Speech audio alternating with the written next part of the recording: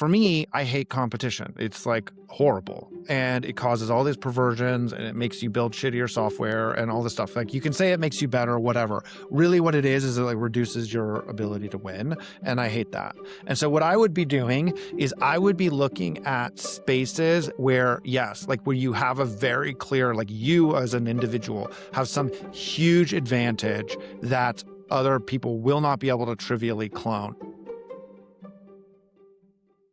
Hi, everyone. I'm Sunny Recchi, and today on Before It Clicked, I have Scott Woody, co-founder and CEO of Metronome, which just sold to Stripe for $1 billion. But I want to talk about the story of how they got there today, which is Scott left Dropbox and just started ideating. He looked at LIDAR startups, a nanny company, workflow software, none of which actually survived contact with customers.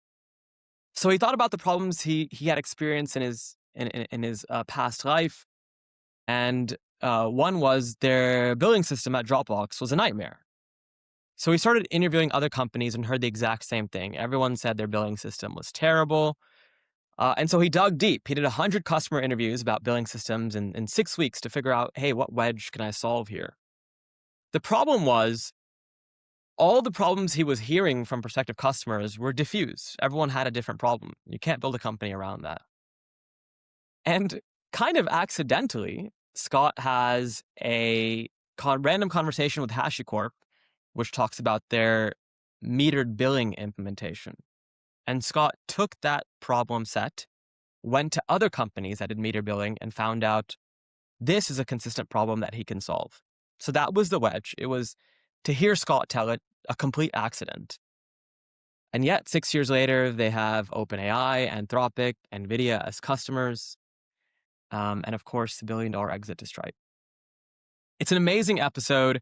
Along the way, Scott also reflects on what he would do differently today with AI dropping the cost of software creation, and how he thinks about competition and putting barriers up even early on in your ideation.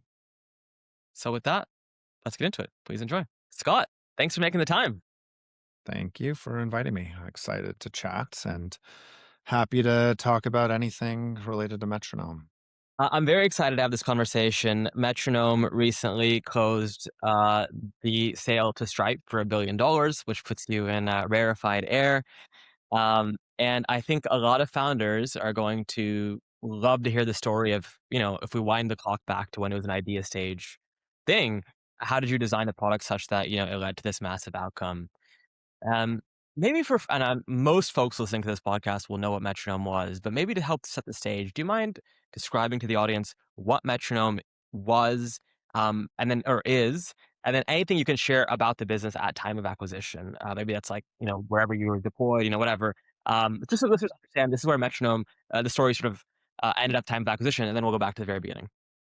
Yeah. So the easiest way to understand like what Metronome is we are what we call monetization infrastructure, which basically mean like purpose built for companies that have usage-based, consumption-based billing. And so what that really means, if you're like a technical person or whatever, you think in systems, it's like roughly like take Datadog. So like you stream in product telemetry, and then we have like monitors and aggregators that like kind of turn that product telemetry into something that makes sense to a customer.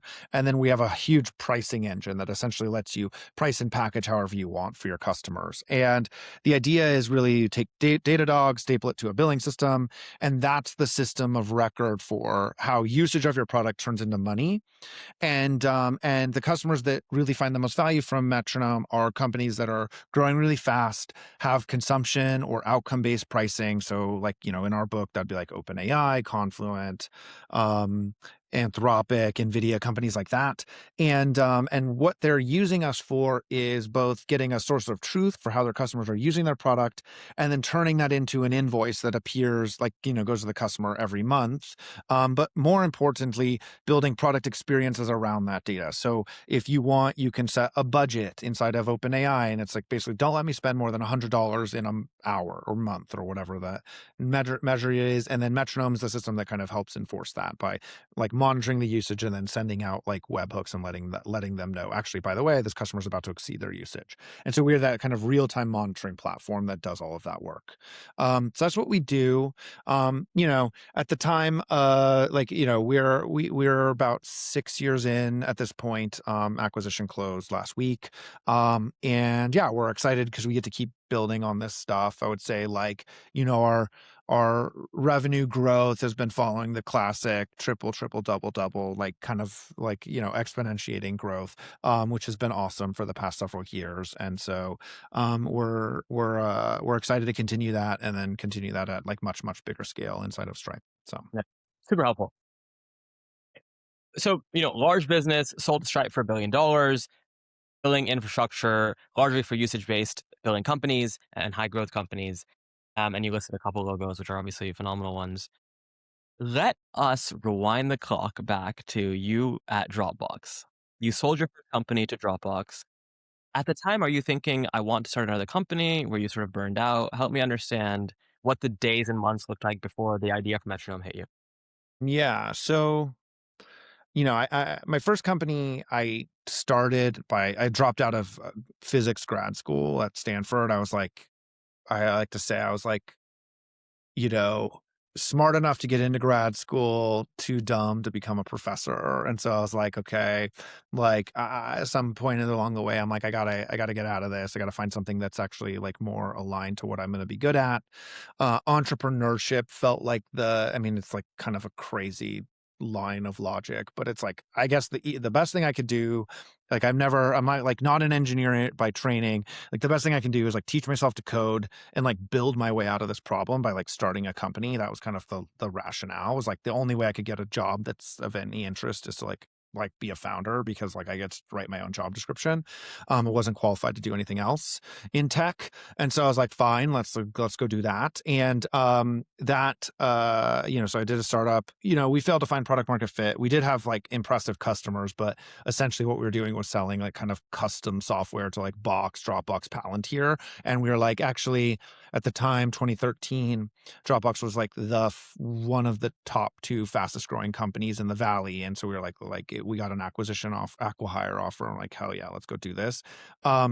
Spent almost 7 years there. And so to kind of tell the metronome part of the story, the back half of my time at Dropbox, I ran engineering for our monetization system. So basically, all like the easy way to understand it is we own the first 30 days of the user experience. We also own pricing and packaging. We also owned all monetized products. And so basically our job was to put the right user in the right product for them. Sometimes that was a free product, sometimes it was a paid product, sometimes it was a free trial.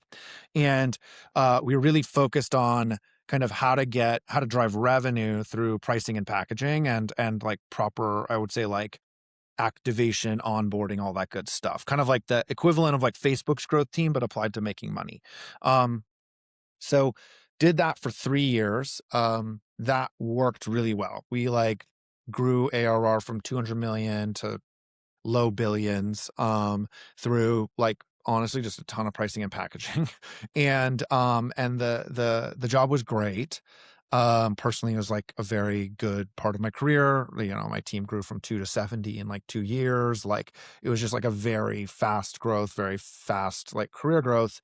But the job of like actually making the money was really hard because we had an internally built billing system where pricing and packaging changes would take like 3 to 6 months to roll out. And not because of any real reason. It was just like the code didn't work for this new idea that we had. And so basically every time we wanted to do a new pricing experiment, we had to like write code and then we had to test it and then we had to like make it work with the existing code. And that would just in practice take 3 to 6 months. And that time got longer over time because every time you committed code, you made it harder to commit the next code. And it's this like kind of like arms race of, or this escalation of slowing down like monetization. And that was super frustrating as the person who's like supposed to be doing this and making money. And so at the time that I left, I was like, well, what if you actually solved this problem? Like, what if you actually had a billing system that made it easy to launch new products, made it easy to roll things out quickly? And like, what if you designed from first principles around that? And what would you get to? And that was kind of the initial idea when I left Dropbox of like, okay, let's go explore this space. So super helpful overview. Could you give an example of a pricing experiment that would require, say, that 3 to 6 Yeah, months? sure. Okay, so like a simple one is like we charge $9.99. What if we charge $8.99 for users in Australia?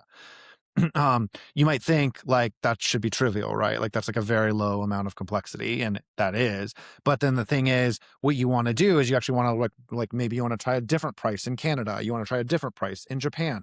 So then now you need the concept of currencies, and you need the concept of gating, and you need the concept of segmenting your user base. And what happens when you try that experiment but it doesn't work? And then do you like grandfather the users? You keep that price record forever, or do you like And so basically, what ends up happening is like very simple to describe things start out really easy, but if you don't design a system where it like has the concept of currency, like you end up with scenarios like what literally happened in 2013 2014, where Dropbox rolled out essentially local pricing, so like pricing in yen or whatever in Japan, but they didn't have a currency concept in the billing system, and so they just it's like it was 10, like it's like the price was 10. And then what that meant is if you're a Japan user, you got 10 yen. You got Dropbox for 10 yen. And in the US, it cost $10. And it was like, well, okay, one of these is paying orders of magnitude more than the other. That's not the intention. And so you have to like invent these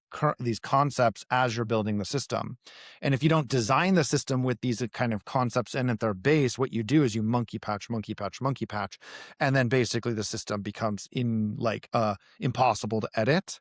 And then the problem with that is these systems always are getting short shrift because no engineer at Dropbox wants to work on this system. They're not a billing expert, so they don't even know how to see around corners. So they're just kind of like doing stuff. And then, as soon as they get their task done, they go move on to working on something else that's more interesting. And what happens is you get this kind of like tragedy of the commons type of thing in your billing code base. And then at a certain point, your business flips where actually the revenue system is the only system that matters. It's like the most important system. But at that point, you've like spent 10 years building this like monkey patch monstrosity. And at that point, you're like completely screwed. And so that's basically like Metronome exists to kind of forestall you ever having to build that spaghetti mess. Yeah, makes sense. Okay, and then so you quit your job and you say, I'm going to explore this problem space. Presumably there were other problem spaces you wanted to explore. Do you remember what Yeah. those were and how you ended up choosing Yes. billing? Yeah, we were like thinking about like, should we start a LIDAR company? Because at the time, like LIDAR was kind of interesting. We were thinking about starting a nanny company because I had a 3-month-old baby, and I was like, oh my God, finding a nanny is impossible. Kind of like honor, but applied to like childcare. Explored a bunch of stuff around workflow software around like kind of like what Notion is like kind of, or like Airtable maybe is a better example, but basically like went very wide. And the way we would do this was we would have ideas, and then we'd like just tinker on them. We'd go talk to customers. We found this book called The Mom Test very early, which is like really, everyone uses now.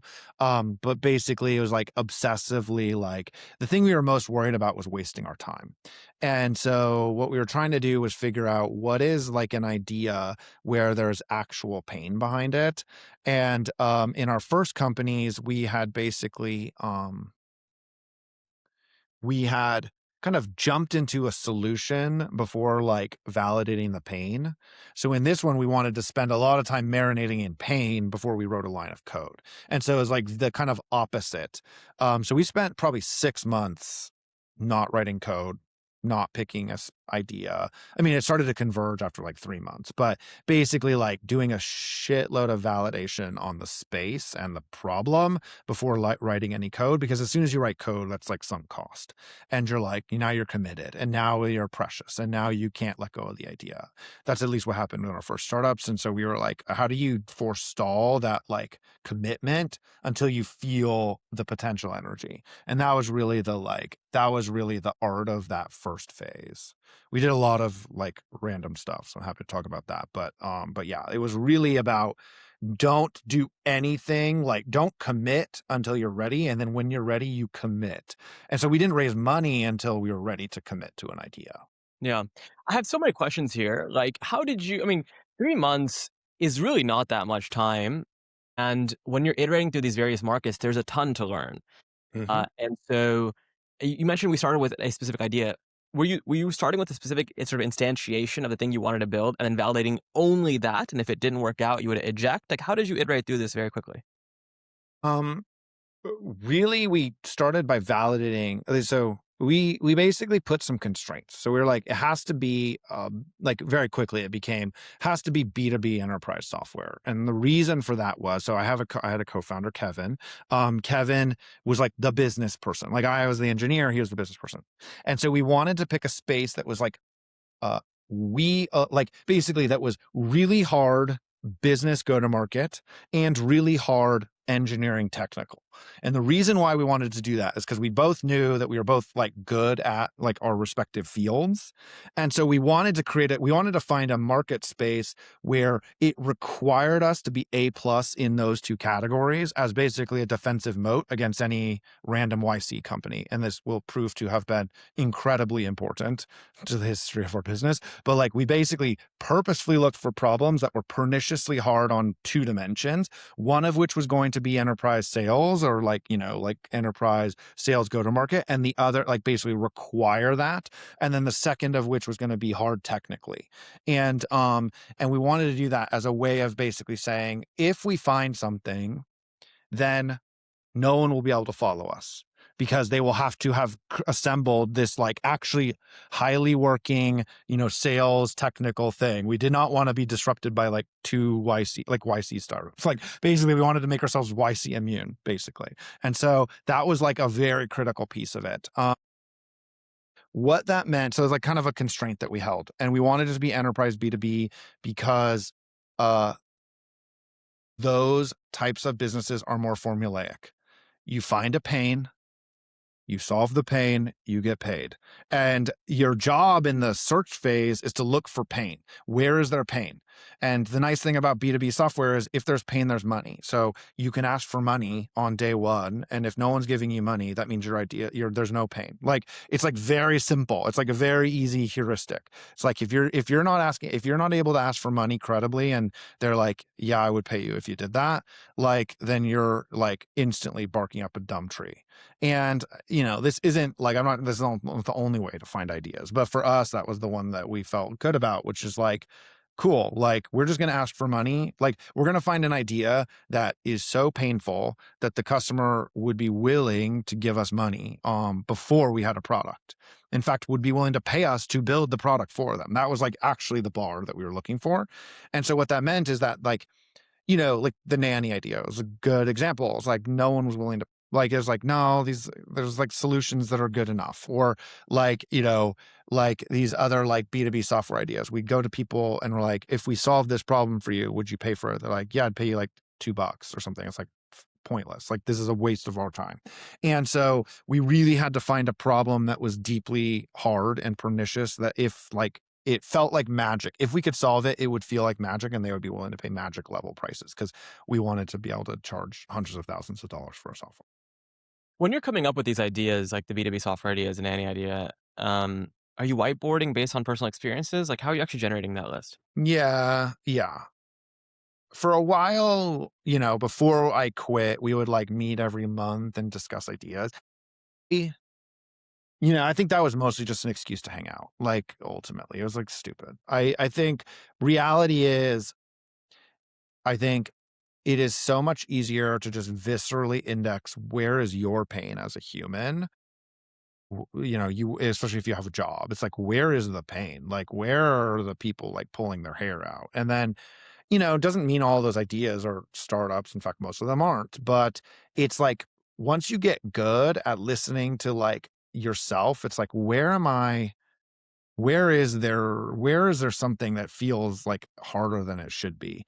And I think this helps a lot once you develop a certain amount of taste for what pain actually is. So like, if you have a few years of experience working in a startup that's somewhat successful, you will know what this is. You will know a product feature that's kind of being built because a PM has some ego about some market or something. And you will know the opposite when like, actually, this is what it feels like to solve a user's pain. Here's where our customers expressing pain. And I think getting good about like just honing that, it's like and asking the right questions to figure out where that stuff is like is like that's the art of it. And I think like by the time we started our second company, I'd had like 7 years of experience. So like I knew when you're like feeling pain, when pain was real. Whereas I think if you're kind of coming into it, like when I first did my first startup, I just kind of jumped in. Like I believe that the solution mattered. And now the only thing now today in 2026, I think the only thing that matters is the pain real? And if the pain is real, there is potential for money. And then, that's not to say that there is definitely like a business, but like if you can't find pain, then there's definitely no business. So, so you on your list of ideas, one of them is, man, billing was really hard for me at Dropbox. Yes. And when you would interview folks, that was the one where people were jumping. Like, what made you lean in to begin with? No, actually, so this is interesting. So basically, yeah, sorry. Everyone hated their billing system. Everyone. I like still have never met someone who's had a home built billing system that they did not hate. And so that was like instant, like, okay. And so once we kind of stumbled on this, because I thought it was a Dropbox specific thing. I was like, yeah, Dropbox's billing system fucking sucked. So what is like, let's go talk to Uber. Let's go talk to Asana. Let's go talk to everyone. Everyone's like, yeah, it's horrible. It's horrible. It's horrible. It's horrible. It's horrible. I think the thing that we realize though, is we dig one layer deeper and it's like, okay, it's horrible, but what is the actual there's like a what is the actual problem? And then there's like, but then what is the like, if you solve this, what would it do for the customer? Like that they could not get. They could not, like, no customer was like, actually, like the way the pain expressed was, yeah, it's always falling over and it's always inaccurate and there's always sevs and everyone's on call. It's like it's a piece, it's bad. No one was saying, I wish I could move faster and the billing system is the problem. No one was able to identify that. So that's actually the unique thing. It's like the pain they felt was, this is a piece of crap.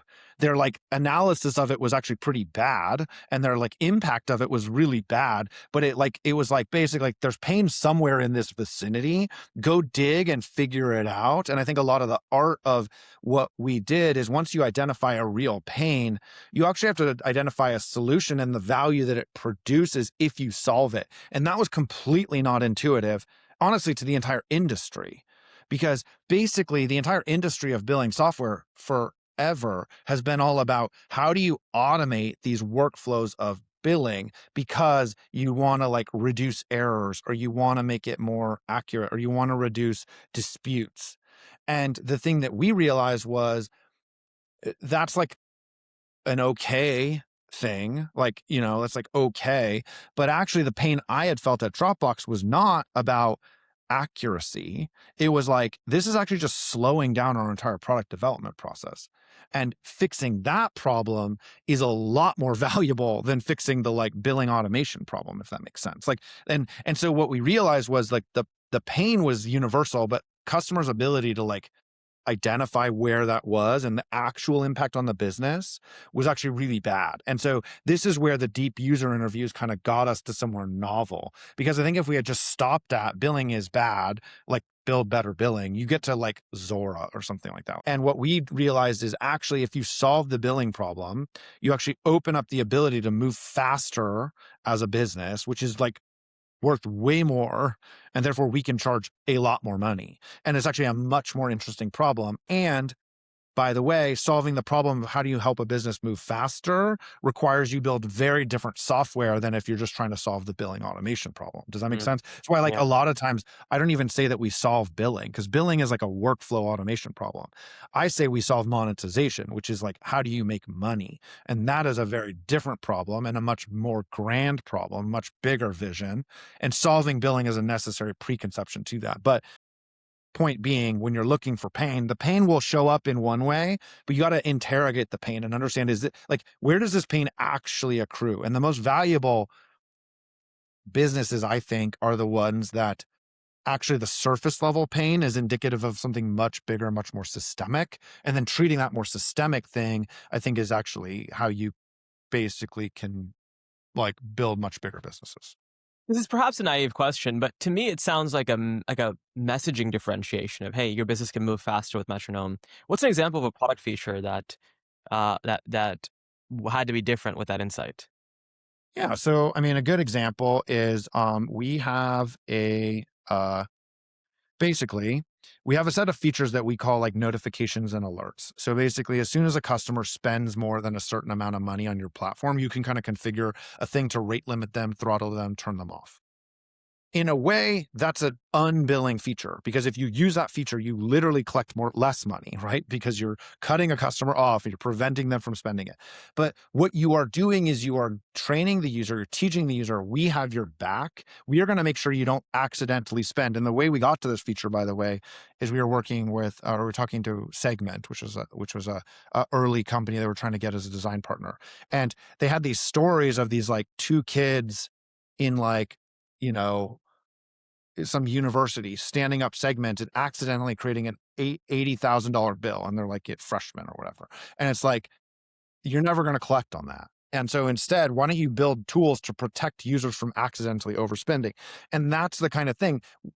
The reason why that's like a feature that is a property, like if you think about it from a billing, you never get to that feature. If you think about how to like create a happy customer for life, you get to that feature instantly. And that's the difference, if that makes sense. And Yeah, that, so, yes, it is a marketing thing, but it's more of a, what is the value you're trying to put into the world? And then finding a frame that like actually is like, the way I like to think about it is, if you just solve the billing problem, you reduce cost for a customer. So you're basically affecting bottom line. If you solve the monetization problem, you're growing top line. Uh, when you're building software, you really want to be growing top line if you at all can, because you get to capture much more money. yeah. Okay. So of your list of ideas, at least the billing one, you recognize there's a universal pain here, but it's not clear what the solution is, like where exactly that pain manifests. But that gives you conviction to at least double down in billing because everyone seems to hate their system. Is that right? Is that a Yes, fair yes, characterization? more or less, yeah. And then now you have to figure out the hard work of like, what is the wedge? Where's the pain manifest? And mom test only does so much, right? Mom test just tells you that there is a problem. How do Yeah, you go deeper? yeah. So, this is for us, basically what we did is once we realized we think there's pain here, we basically had this 6-week grueling gauntlet of we're just going to go deep on this problem space with users. And so what we did is we set up, I want to say it was like 100 meetings in like a 6-week period where we would like 8 a.m. meeting with Uber, 9 a.m. debrief, 10 a.m. meeting with Segment, 11 a.m. debrief. And we were basically doing this like iterative refinement in real time, sitting in the same room with these people and then going to the next and then doing that. And like basically like iterating the idea in rapid speed over the course of 6 weeks. And so basically what that did is we started with a broad idea of billing. And then by the end of the first week, we're like, actually, the opportunity is in whatever, pick some boondoggle. It'd be like pricing management or something like that. And like, actually, no, that's not right. It's actually something else. And basically, we're like using one interview to inform the pitch, to go into the next interview to like inform the pitch. And you're basically like live pitching, refining back to back to back to back every day. And then you're also mind melding. You're like figuring out where things are. And what you do is like, it's kind of like, as long as you're paying a ton of attention, like gradually your pitch kind of morphs, because basically like if you come in and you have this idea and like it's dead air within the first 5 minutes, you're like, fuck, this is not good. Like, and so basically by stacking it back to back to back, you and like kind of leaning into where customers are, like where people are leaning in, where's the excitement? You're like able to like really viscerally feel the pitch kind of evolves into a thing. And so by the end of like I would say like the third week, we were convinced that this billing thing was real and kind of universal. But what we didn't have was like, it was too diffuse. It was like some customers, it was like, yeah, it's really hard to get like Stripe billing to work on this thing. And some users, it was like, yeah, my pricing is too complex for this system. And like, it was kind of like, it was like basically non-convergent. And like the pain was just like it was diffuse across like a giant landscape. And we were like, okay, well, this sucks because we're not going to be able to do anything with this. It's like too diffuse. It's all like kind of in the same zone, but it was not pointed. And then what we did is we stumbled on, I want to say it was like HashiCorp. And we like met Hashi and they were like really in pain, but they were talking about this problem that we hadn't really heard about, which is like the metering problem, which is like, how do you get accurate counting statistics for doing a usage-based thing? And we're like, okay, that's the first time we've heard of this. This is very weird. It's like a very esoteric business model at the time. This is 2019. And we're like, huh, okay, that's weird and hard. What do you have to do that? And they're like, actually, it's really like an entire team that runs this thing. And it's like very inaccurate and very expensive. And we're like, okay, weird. Okay. Then we went to the next one and we met another one of these. I think it was Confluent or maybe it was Snowflake or whatever. And we're like, oh, actually, there's this narrow part of the market where, yes, they hate their billing system, but they hate this component really bad. Like, and they have to build it. They're all building it. It's all the kind of same thing. It's like counting statistics. Like it's like kind of not a simple thing. It's very complex. That's why it's interesting. But everyone's building more or less the same system. And we're like, huh, like that subset of pain is kind of universalized across a small part of the market. And that ended up being our wedge. And we are like, okay, start with this one acute pain. And then the thing is, by solving one acute pain, it earns you the right to start to solve the adjacencies. And what we realized, by doing this is actually what we had found is like a small enough wedge where the pain was super acute. And then it like also meant, and so like in experience, when we're doing the 6 weeks of things, what we found was our hit rate on pain identification. It went from taking half an hour to find pain to 20 minutes to 10 minutes to find, okay, within the first minute we could get to, is this painful? And then you're like, oh, okay. And so actually now, and like you could disqualify a customer within minutes. And so suddenly you're like, oh shit, like we found the thing. And it was a random walk. And then it was like hypothesis, like, let's try this angle. No, didn't work. Try this angle. And then eventually we found metering and we're like, oh, metering, that's the unique pain that converges these usage-based businesses. Now there's not that many of them, but that's actually good. And so, because it's like a good beachhead. And so that was like the logic, and that, all converged over the course of 6 weeks. Yeah, okay. Super interesting. When you're first doing the calls with like Uber and all, are you asking for feedback? Are you like pitching a product? Or how did you originally schedule the calls? No. So like the first, like if you take the 6 weeks, the first 3 weeks was pure learning. Like, teach me. It was basically like, will you please take a meeting? I'm interested in this space. I know nothing. I'm an idiot. And so then toward the middle, you start to like, and what if this changed? And you kind of have enough, because no offense, no domain, like 2 weeks of like intensive learning, you can kind of get to the forefront of knowledge on any domain, like even LIDAR, like no offense to the PhDs, like the world is not that complex. Like, and so what you could do is like that 2 weeks is like enough. By the third week, now I'm like, I can hold my own with a billing engineer. And by the 6th week, I'm like, I'm much more versed in billing than anyone I've ever met. And it's like, actually, because this zone that we'd worked in, like we just had found our expertise and like done it through that. So basically first couple weeks is like pure learning. Middle weeks is like, you're kind of you're like trial ballooning some things. You're like, what if this? You're just looking for stuff. And then by the 5th, 6th week, you're like, will you be a design partner? Okay. So did you ask folks at the end of every conversation, like, what are your top 3 problems? Like, how did you actually brainstorm the meter billing problem, for example? How did you land upon that? So basically you start by like describe your billing system and just like end to end walk through the stack. And then you're like, okay, what is, inhibiting you from moving faster, whatever it is. And you ask these super open-ended questions and you kind of see where they take things. Then you start to lean in on, okay, like what part of this is like perpetually, like what part of this are you excited about and what part of this are you really not excited about, but you have to do. And you start to like basically find the parts of their job that they hate and or that are really frustrating. And like I like to keep it very open-ended, very like, serendipitous, because you never know, especially in the beginning. Now, when you're getting more targeted, you can kind of go narrow faster because you have a hypothesis that you're validating. But in the early phase, you're just trying to get data to be able to have a hypothesis. And then what you're doing in the middle phase is you have these hypotheses. Maybe the problem's in metering, maybe the problem's in blah, blah, blah, and then what you're doing is you're trying to line up, like we would go back, like in week 4, we'd go back to people we talked to in week 1. And we'd be like, okay, now we want to go deeper on this project. Like you mentioned that you had a metering system, but we didn't talk about it because we didn't know what the hell that was. Okay, now let's go deep on that thing. Is that working for you? How are you maintaining it? How accurate is it? Is that a problem? And basically, we would like in that 6-week scrum, you're kind of like going back to people. You're going back and you're basically expressing interest in their problems, and they're just willing to give you a lot of time. And then you're basically using that to kind of iteratively find how to find a thing that they're willing to pay money for. Yeah. Was the discovery that metered billing was deeply underserved and like a very crisp why now, was that an accidental discovery? Yeah. I didn't know anything about meter billing. I mean, like, and even by the time we raised money, we didn't like, we knew usage. So like, just to be completely accurate, we knew usage billing was uniquely hard because it had this data infrastructure problem attached to it. We didn't even know in that 6 weeks that metering was the initial beachhead. That actually came like 6 weeks later, because basically we're like, what is hard about usage billing? Okay. What, like we were studying it. And no one would have said the metering problem was the key. Like literally no one did.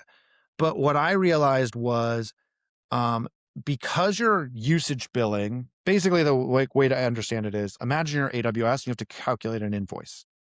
Okay, you could have infinite, like 50 different services in every region, different prices, all this stuff.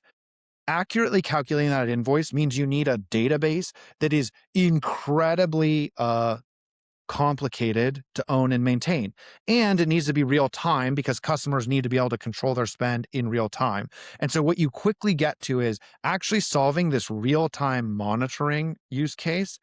It's like basically it's really, really hard to do it well. And a lot of companies, what they were doing is they would dump all the log files into like a Postgres instance, and they would write these like crazy queries once a month and then deliver a bill to a customer. And they didn't and so like I looked at that problem, like the real problem here is that you're treating this data that should be real time. You should have really granular access into how your customers are using your product.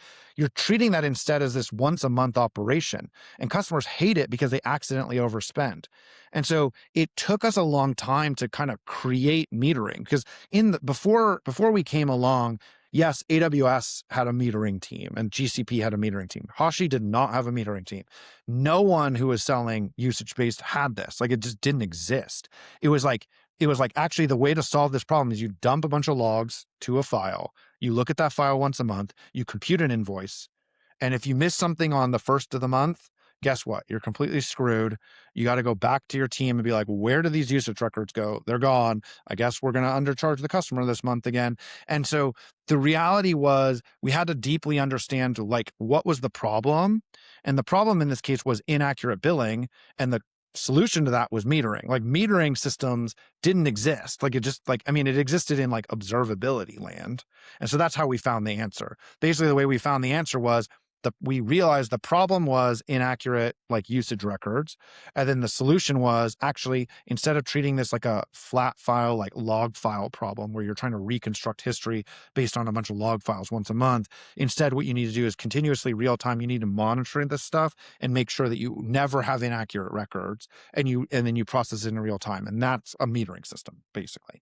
Now, interestingly, had I been a little bit smarter and a bit deeper of a student of the space, I would have studied telecom billing in the 80s and 90s, because this is how they solved the problem in the 80s and 90s. And so eventually, like maybe 2 months into the project, I was like, oh, like this seems like very similar to cell phones. Like, how do they charge? And then what is their architecture? Like, oh shit, they do this. They do this at way lower scale than the internet, and they use ancient technology, and they do it on prem, and it's a piece of crap and it's not good. But they had the right conceptual concept of metering rating, and metering and rating had existed in telecom billing systems forever. It just had never made its way to the internet, except in like, again, the hyperscaled like GCP Azure. There was this wave of companies building for companies that monetize specifically with usage-based billing. Does Metronome precede all of that? Precede We the wave? created that. Yeah. Like literally, we started in 2019. Everyone's like, "This is the stupidest idea. This isn't a real business model." Then there was, I think we've counted, we have like had 70 competitors from YC, like not for all from YC, but from YC level. And this goes back to the thing about like picking a market that like we have a strategic wedge in. So like once we realized the technical solution, then we knew there'd be like 1,000 copycats. So in this case, 70. Actually, selling billing software is a really hard enterprise sale. And so like just the technical approach doesn't work for reasons I could talk about. But uh, basically what we realized is why we liked billing was that billing was really messy and hard. It's not just a technical problem. It is a technical problem married to a very hard go-to-market problem. And so that's why we picked billing, because you basically, you know, creating a PLG billing system, no one's done it yet. And I just don't think it's possible for structural reasons. Maybe in the age of AI it is, but like historically it hasn't been true. And so there's been a ton of competitors, but like I wouldn't say we preceded every single one of them. There's a few like Digital Route from 2013 or something who were way too early, but or maybe they're 2008 actually.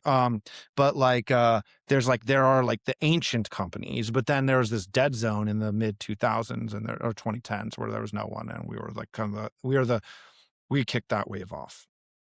So once you figure out what the product wedge is, you then go back to these folks and say, you want to be a design partner. Are you asking them to pay you, or are you doing it for free? Yeah, we asked them to pay us. We are just like, I mean, again, if you're not willing to pay us, then this problem isn't worth anything. Like it's a very easy litmus test. Now we would charge very little. I think our first contract was 30K. I mean, that's not that little, but it's like, it was like, and we had nothing. We didn't even have a line of code. Like we were just like, literally, if we solve this problem within 2 months, will you pay us $30,000? They're like, sure. And because they had like two people working on it at the time, so it was like instantly much cheaper than the alternative for them.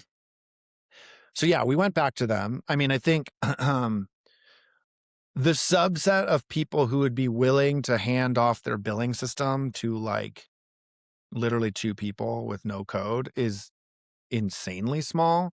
And so we had to like fight to get those first customers, but it kind of creates this snowball thing that once you have proof points, then it becomes a lot easier. But that was like, again, it was like, to me, that was a feature, not a bug, because if it was easy to get people to pay you for this thing and like they didn't have to take a risk on you, then guess what? Like two cracked engineers are going to be able to come right around and do the same freaking thing. And so we actually liked that it was like in the flow of funds and in the like revenue heart, because that would made it higher risk, and therefore we could trade our unique advantages, which is like I had a very deep network from Dropbox and a very trusted reputation, and so I could basically launder my reputation to get our first customers. And that was like basically like a resource that we had that like other people wouldn't have as easily. And so we wanted to like actually use every advantage we could to make sure that we like could get ahead of the market. Yeah. Because if we were right, we knew there would be a ton of copycats. Yeah. Yeah. Did you, okay, so this will be a quick question, but often when founders ideate, they center it around a why now. You just centered it around like an observation that billing systems suck, and sort of stumbled upon a why now, which was this Yes. birth of usage-based billing companies. Is that a fair Yes. characterization? Yeah. Yes. Yes. I mean, we obsessed with the question of why now. Because but it was like it was kind of a year two obsession where we're like, okay, like what is like, it's like a bit of a fundraising obsession, right? Because in order to fundraise, at least at the time, you had to have like a compelling thesis, but also because we wanted a thesis for like, is this going to be small, big, monster, ubiquitous? Like, where is it? And for a long time, we, like the why now ultimately broke in two ways. One was the move to cloud.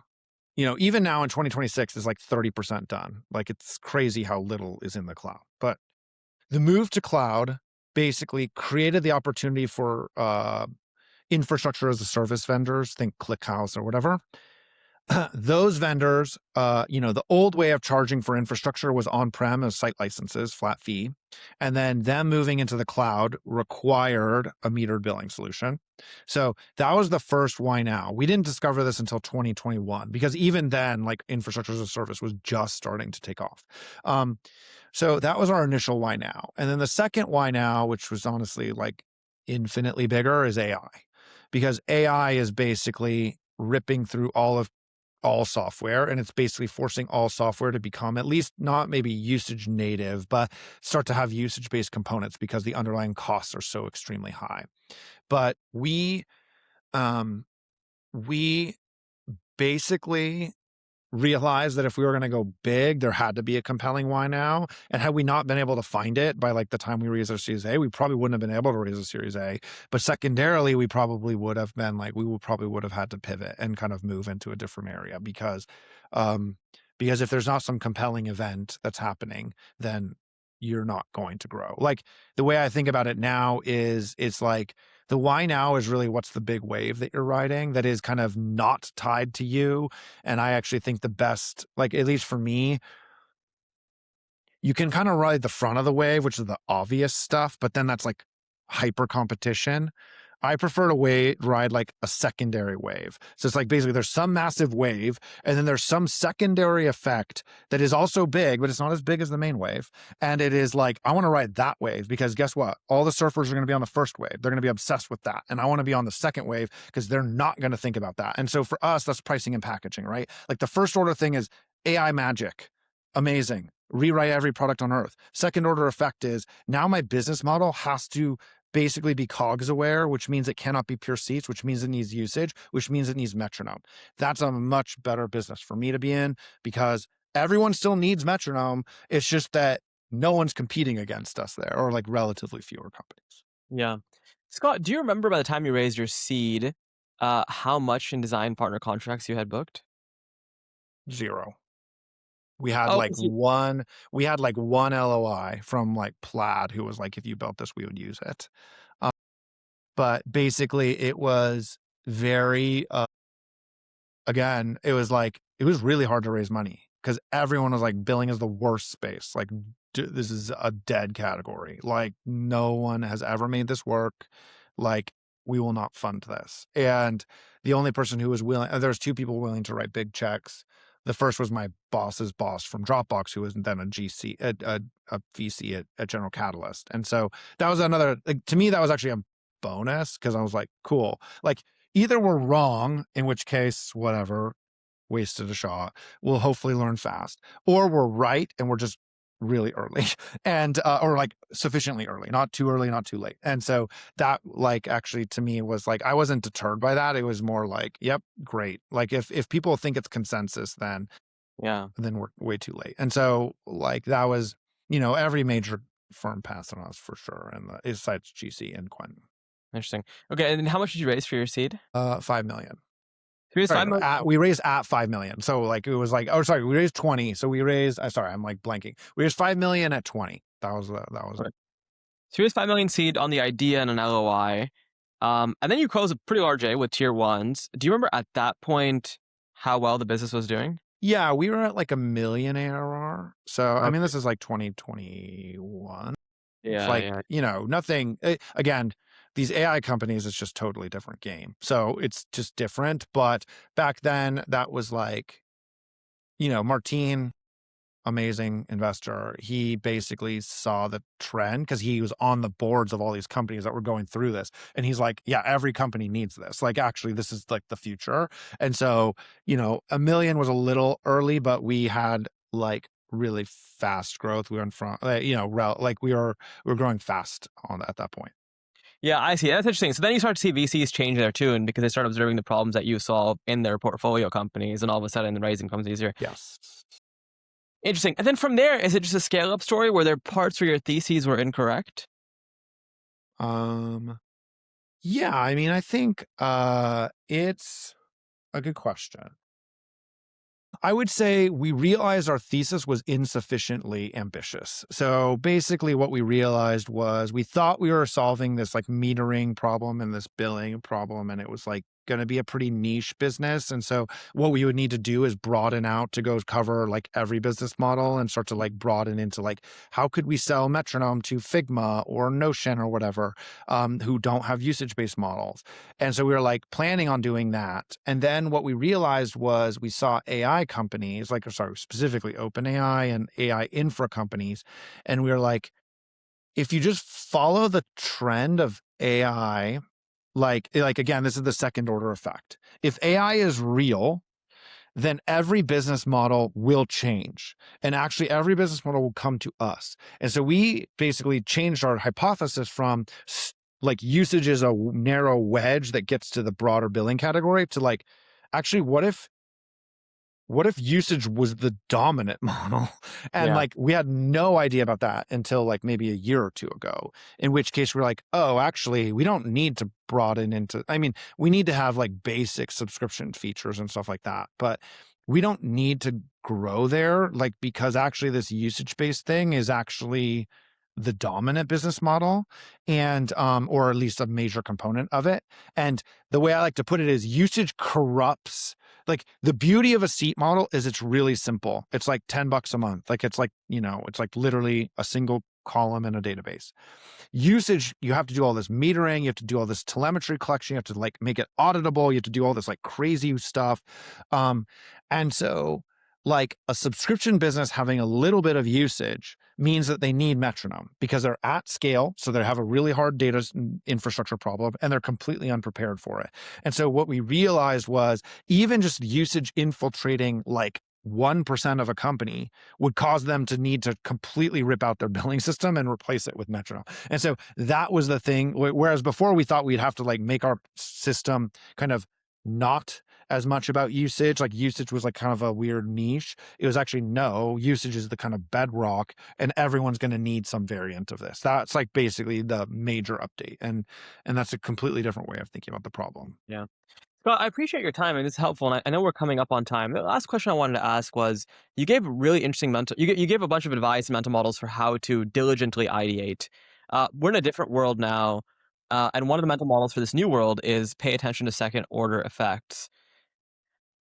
Maybe the clearest way to communicate how you would change your ideation in today's world is to ask you, what would you do differently if you were doing all of that exploration today? And maybe even, would you even do B2B enterprise software anymore? Like all those questions are up in the air now. And I'm Yeah, curious. yeah.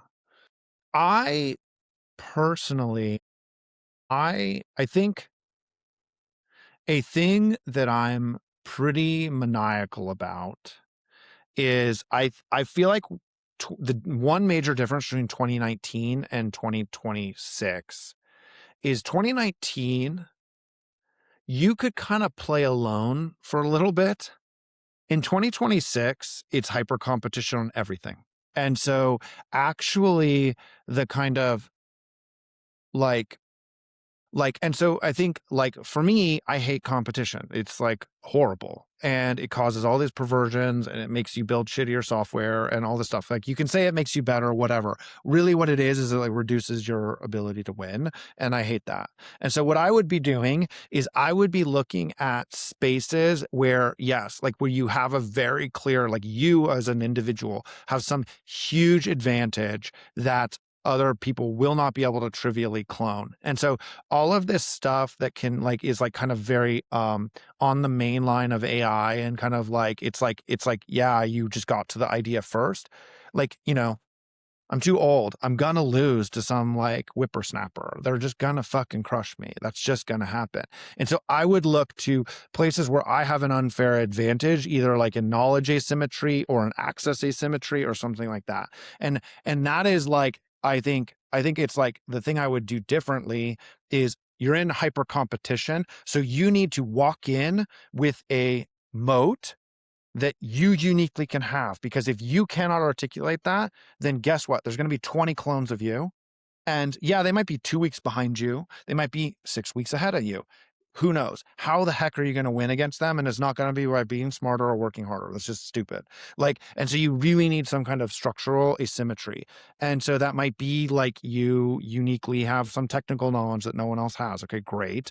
But I actually think, one of the ways in which you can do this is just by focusing on things that are so boring and so off the main line that no one, like, you're not going to get that like ambient competition from a bunch of people. And so, like, to me, that's like getting out of the valley is like actually really critical, and really focusing on what makes you unique in some way, and leaning hard into that. And by the way, this is one of the main things I've learned about building a company. Now we're like 150 plus people, is that there's this temptation to become a good CEO. Like, you kind of got to read the books and become a thing.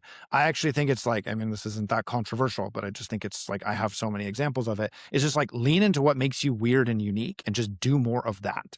Cause that is going to be your source of advantage. And if you can't figure that out, then figure that out. Cause it's like really, really important. And like, if you have a husband or wife or partner or friend, whatever, just like get them to tell you, like, why are you weird? And like lean into those things, because that is going to provide your like a durable sense of differentiation. And it's why like a lot of the advice from like old line and entrepreneurs is like, go work for a few years. And really what I hear when I hear that is like, go study weird esoteric problems in those domains, because that's going to give you an advantage that otherwise you're not going to have. And so if you don't have that like unique, I think actually someone recent, like Mitchell Hashimoto or someone, had this advice, like, is like it went viral on Twitter or whatever. That advice is like, at least in my mind, that's exactly right. Is like, go learn, find something unique, and lean like hell into that. And if you're kind of not there, if you can't identify that, then you're kind of setting yourself up for hyper competition. And that, I just think, is like a loser's game. Like, you really don't like, competition is the worst. Scott, I appreciate your time. I appreciate you sharing your hard-earned wisdom. I think a lot of folks walk out of this thinking, okay, well, this is how Scott thinks about it, and so maybe I should think about it like this as well. Helpful for me as I think about what comes next. And congratulations on the big exit. Thank you. Yeah, and thank you for your time. Thanks. Thanks for having me. Hopefully this is useful to someone. And if it is, let me know. I'm happy to help however I can.